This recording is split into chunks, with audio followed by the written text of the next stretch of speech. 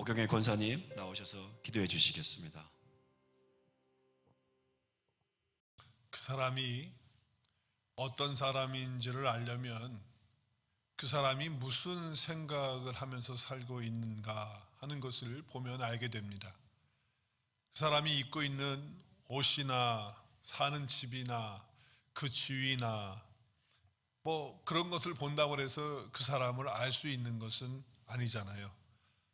그 사람이 어떤 사람인지를 알려면 그 사람이 지금 생각하고 있는 것이 무엇인지를 정확하게 알고 보게 되면 그 사람을 잘 알 수 있는 것입니다. 이런 점에서 지금 로마서를 기록하고 있는 사도 바울의 생각은 어떤 생각을 하면서 그가 살았을까 하는 것을 생각해 본다면 바울은 오직 예수 그리스도 그리고 그분의 말씀인 복음을 늘 생각하면서 살았다고 하는 것이죠.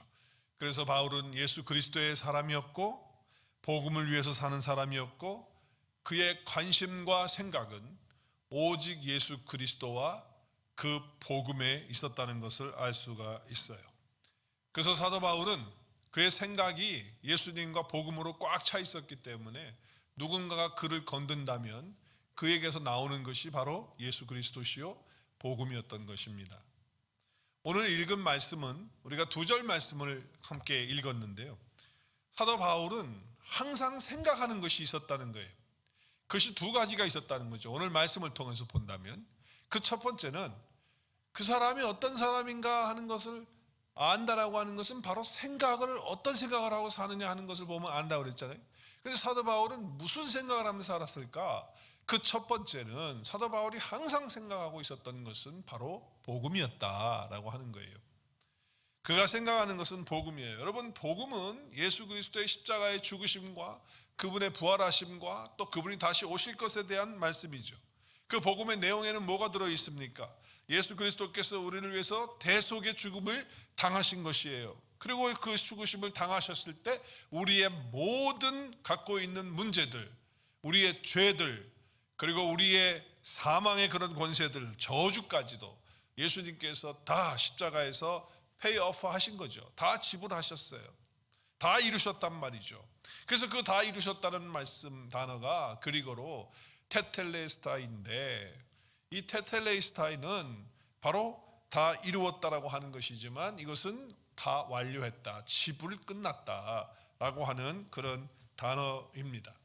그래서 주님이 죄와 사망의 저주를 다 끊으신 거예요. 나에게 그래서 용서와 생명과 축복을 주셨어요.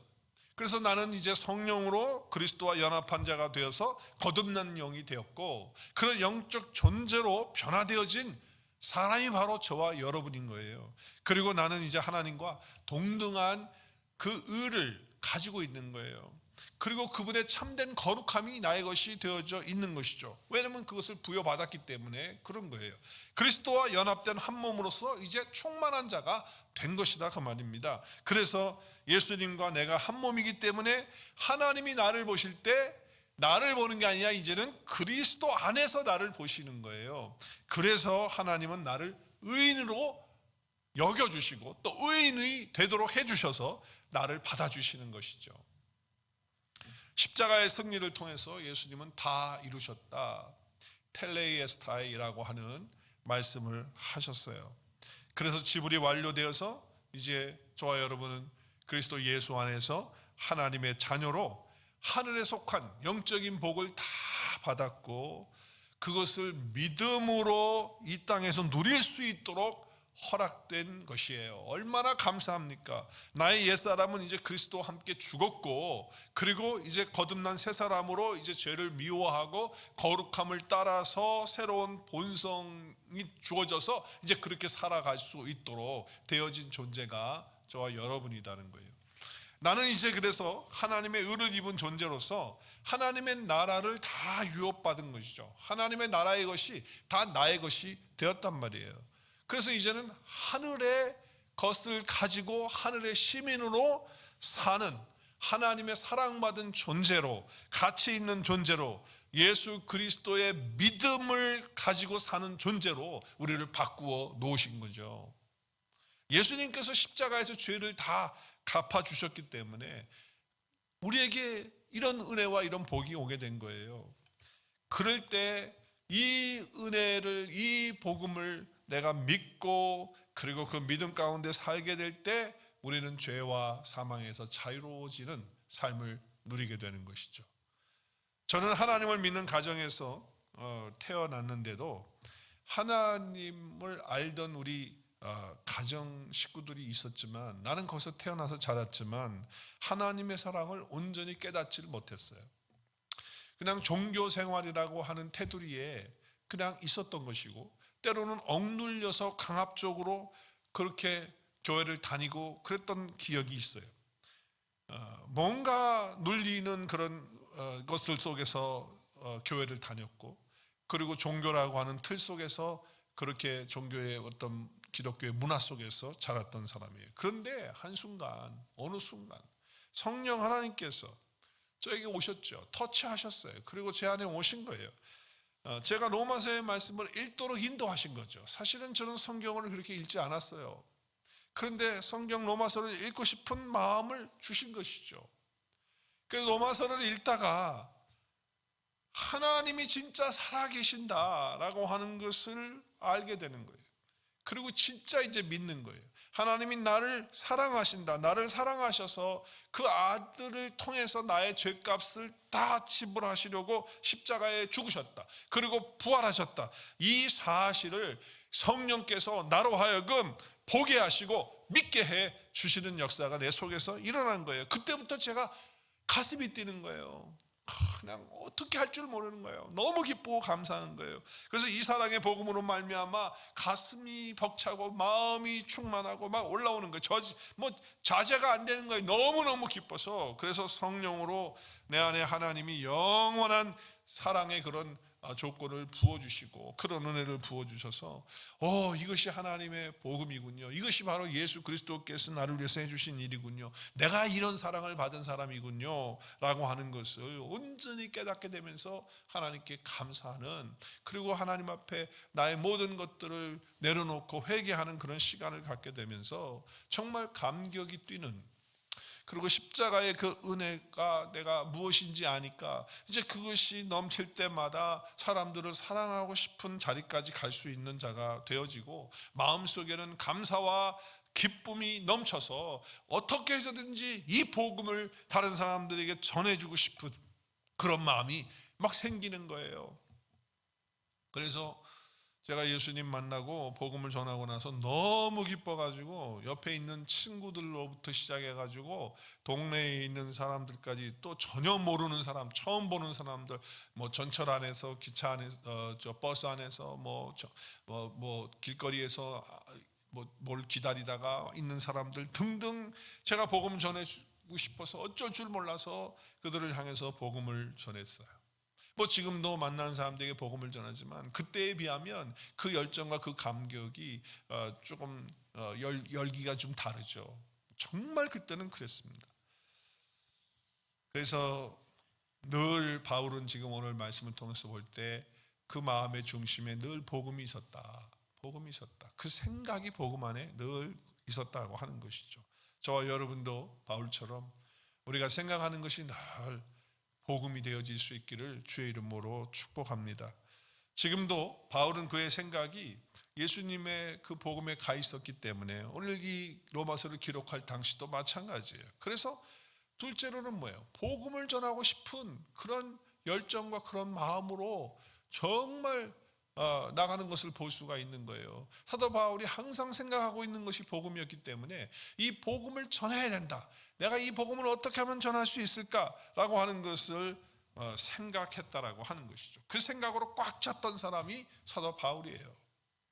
자기가 복음으로 믿고 있다면 절대로 혼자서 그 복음을 가지고 있을 수가 없어요. 어떻게 가만히 있을 수가 있겠습니까? 내 안에 복음이 있는데 예수님을 믿지 않고 복음을 모르는 부모님이 계시다면 자식으로서 전하고 싶은 마음이 있을 수밖에 없는 것이고, 자식이 믿지 않고 있을 때 부모가 그 복음을 모르고 있다면 그 부모로서 자식들에게 복음을 전하고 싶은 그러한 마음과 열정, 안타까운 마음이 있는 거예요. 그래서 기도하게 되고 금식하게 되고, 그리고 어떻게 해서든지 그 복음의 사랑을 주고 나누고 싶은 마음이 있는 것이죠. 그렇지 않겠습니까? 이 생명적 진리가 얼마나 귀한 것인데 나 혼자 가지고 나 혼자 믿고, 그럼 말이 안 되는 거예요. 친구가, 동료가, 내가 잘 아는 지인들이 정말 복음을 모르고 있는데, 예수님 모르고 있는데 전하고 싶은 열망으로 기도하고 기회를 만들어서 복음을 전하기를 원하는 마음이 있어야 당연한 것이란 말이에요. 그래서 사도 바울은요, 이 복음에 대한 확실한 믿음이 있었기 때문에 전도와 선교의 열정으로 그의 삶을 드릴 수가 있었던 것이죠. 이것이 바울의 생각과 마음이 온통 거기에 있었기 때문에 이렇게 되는 거예요. 바울의 마음은 언제나 복음으로 가득 차 있었기 때문에 그에게는 그 복음의 은혜에 대한 빚진 자세의 삶을 가지고 있었다는 것을 알 수가 있죠. 우리도 다 하나님께 어마어마한 은혜의 빚을 지고 있고요, 생명의 빚을 지고 있고요, 의의 빚을 우리가 다 지고 있는 자들이에요. 우리 로마서 8장 12절 13절 말씀에 보면 우리는 은혜의 빚, 생명의 빚, 의의 빚을 다 지고 있는 사람들이에요. 그래서 그러므로 형제 여러분, 우리는 빚을 진 사람들입니다 라고 이렇게 말합니다. 우리는 과거에는 죄의 본성을 따라서 사는 그런 사람이었기 때문에 이제는 하나님 안에서 빚진 자인데 의의 빚진 자고 생명의 빚진 자이기 때문에 이제는 죄의 본성에 의해서 살아가는 사람이 아니라는 거예요. 거기에 빚진 사람이 아니기 때문에 그렇다는 거예요. 이제는 의의 빚지고 생명의 빚지고 복음의 빚진 사이기 때문에 우리는 이제 성령님의 도우심을 받아서 우리의 악한 육신의 것들, 우리의 혼적인 것들을 죽이면서 벗으면서 새롭게 갈아입으면서 살아가는 그런 삶을 살게 되는 것이죠. 그리고 이제 복음의 생명의 빚을, 그 은혜의 빚을 진 사람으로서 그 은혜의 빚을 갚고 싶은 그런 생각과 그런 마음으로 사는 거예요. 여러분, 에베소서 2장 9절에도 보면 하나님의 은혜로 우리가 그리스도를 믿어서 구원 얻은 거예요. 우리의 힘으로 된 것이 아니잖아요. 우리의 행위에서 나온 것이 아니잖아요. 하나님의 선물이에요. 거저받은 선물이란 말이에요. 은혜란 말이에요. 그렇기 때문에 우리는 다 빚을 진 사람이에요. 바울은 늘 그 은혜를 생각하면서 나는 그 은혜의 빚진 자다, 나는 그 생명의 빚진 자다 라고 하는 그 생각을 가지고 있었다는 거죠. 여러분, 우리는 하나님의 은혜와 자비에 무엇보다 빚지고 있는 사람이에요. 어떤 빚이에요? 생명의 빚이잖아요. 죽었던 생명이 살아나서 이제는 덤으로 살아가는 인생이 된 거 아닙니까? 어떤 빚입니까? 의의 빚입니다. 의의 빚입니다. 우리는 아무 조건 없이 그 죄를 다 은혜로 탕감받은 사람들이잖아요. 그래서 죄인에서 의인이 된 이제 그런 사람이기 때문에 우리는 의의 빚을 지고 사는 사람이에요. 하나님 앞에 갈 수도 없고 만날 수도 없는 사람이었는데 하나님께서 은혜로 우리에게 구원을 베풀어 주셨어요. 거저받은 은혜예요. 거저받은 자비예요.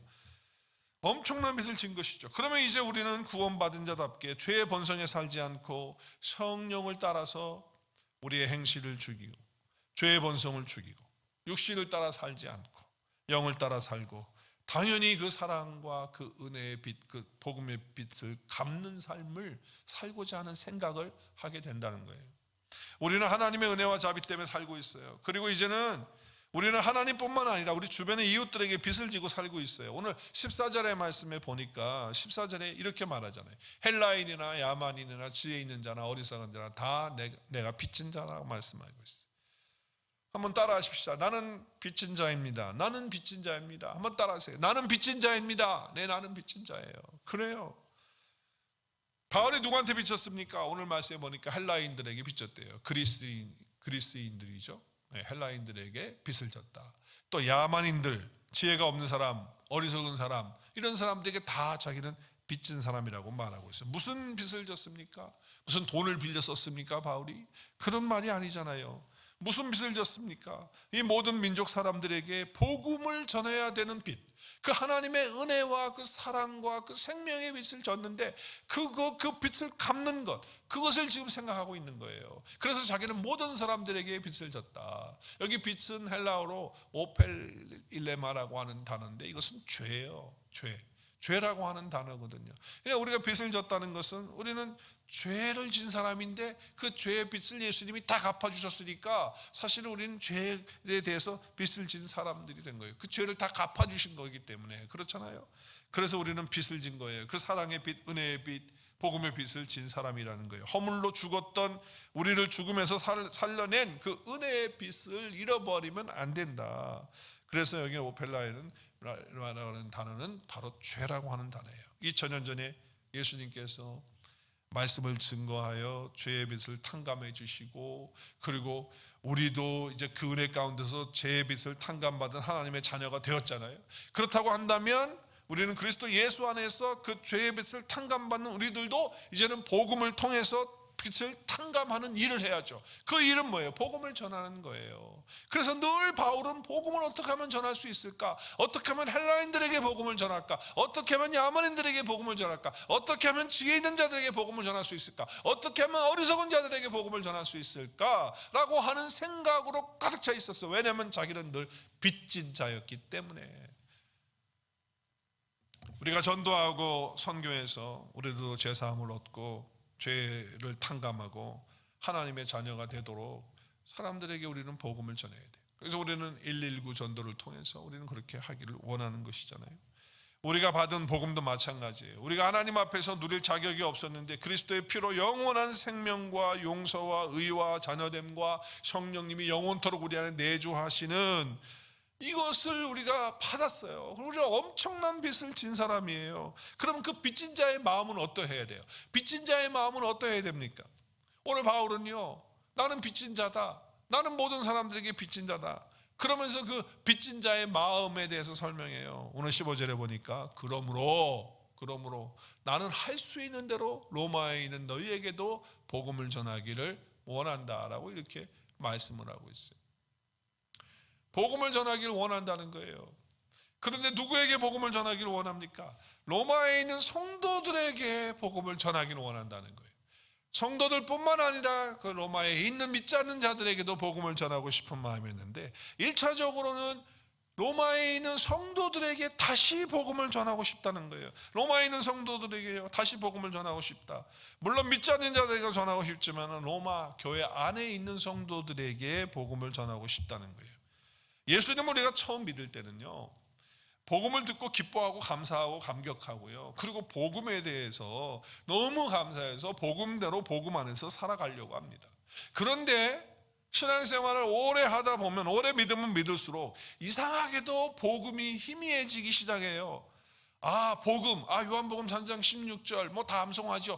다 알죠. 하나님이 세상을 이처럼 사랑하사, 뭐 복음, 또 목사님이 또 오늘 또 복음 얘기하시나, 이렇게 되는 거예요. 왜냐하면 교회 생활에 익숙해지고 기독교 종교 형식에 익숙해지고, 그래서 예수님의 은혜의 복음은 간 곳 없고 율법적인 어떤 신앙생활로 나도 모르게 익숙해지는, 그렇게 흘러가는, 그래서 복음의 내용에는 별로 관심이 없고 자신도 모르는 사이에 형식주의와 율법주의에 빠지는 거예요.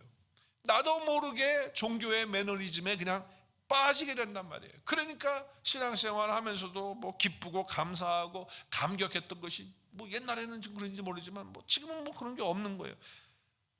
그 믿음이 변질되는 거죠. 자꾸만 행위와 율법적으로 돌아가는 거예요.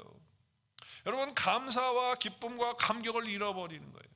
내 안에 예수님도 있어요. 구원도 내가 받았다고 말해요. 정작 그런데 구원의 기쁨과 그 감격은 없어진 지가 오래된 거예요. 여러분 어떻습니까? 여러분은 어떠세요? 교회 생활에 익숙해져서 교회 생활에 테크닉만 들어가고 있는 거 아니에요? 교회 생활 이렇게 하는 거야, 저렇게 하는 거야, 그러면서 테크닉만 들어가는 거 아니냔 말이에요. 믿음이 성장하거나 신앙과 인격이 성숙해지는 것이 아니라 종교 생활에 어떤 기술만 들어가는 것은 아닌지 우리 생각해 봐야 돼요. 그러면 자신을 속이는 것이 되는 거예요. 그렇기 때문에 이미 믿고 있는 우리들도 날마다 예수 그리스도의 은혜의 복음이 필요하다는 거예요. 그 복음을 날마다 다시 또 듣고 또 되새김질하고 또 묵상하고, 그리고 복음을 계속해서 우리가 들어야지만 된 것이고 또 그 들은 복음을 말해야 되는 거예요. 그래서 예수님과 함께 복음 안에서 누리는 충만함과 그 기쁨과 그 감사와 감격으로 살아야 되는 거예요. 그래야 이 예수님의 생명의 복음을 전하고 싶은 그 마음이, 뜨거운 열정이 식지 않고 올라오고, 종교 생활과 같은 매너리즘에서 우리가 빠져나와 가지고 이제 진짜 신앙생활 하는 거죠. 감사와 감격으로 할 수 있게 되는 것이죠. 우리의 믿음은 언제나 순수해야 돼요. 우리의 복음은요, 언제나 순수한 첫사랑의 관계로 있어야 돼요. 우리가 예수님 믿은 지 20년이 됐든 30년이 됐든 시간이 이렇게 오래됐어도 우리는 율법주의나 매너리즘에 빠지지 않고 교회가 익숙하기 때문에 편한 것이 아니라 그리스도의 복음 때문에 감격하고 다시 시작할 수 있고 언제나 새롭게 신선하게 충만함 가운데 생명을 유지하는 그러한 복음의 은혜 가운데서 살게 되면 복음의 빛을 갚고 싶은 그런 마음, 복음을 전하고 싶은 그런 마음, 우리 속에서 불같이 일어날 줄로 믿습니다. 이 빚진 자라고 하는 이 정체성을 우리가 바로 알게 되면요, 바울의 그 마음을 움직이고 그 생각을 바꿨던 것처럼 우리도 그렇게 되는 거예요. 그래서 그 결과가 나타나는 마음이 바로 나는 할 수 있는 대로예요. 나는 할 수 있는 대로 복음 전하기를 원한다는 열망이 생긴 거예요. 할 수 있는 대로라고 하는 뭐예요? 주어진 지금 모든 상황 속에서, 그 모든 조건 속에서, 그 기회 속에서 복음 전하기를 원한다.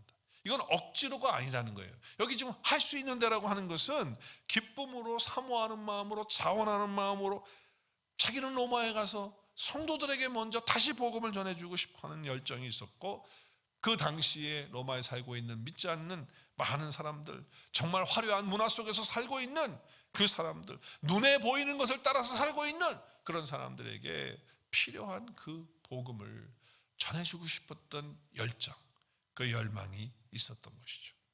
그러니까 우리가 살고 있는 이것도, 이 스와니 지역, 또 우리 여기 슈가힐 지역, 그리고 비푸드 지역, 또 뭐 존스크릭 지역 등등, 여기 지금 우리 아틀란타 조지아에도 복음이 필요한 사람들이 얼마나 많이 살고 있는지 몰라요.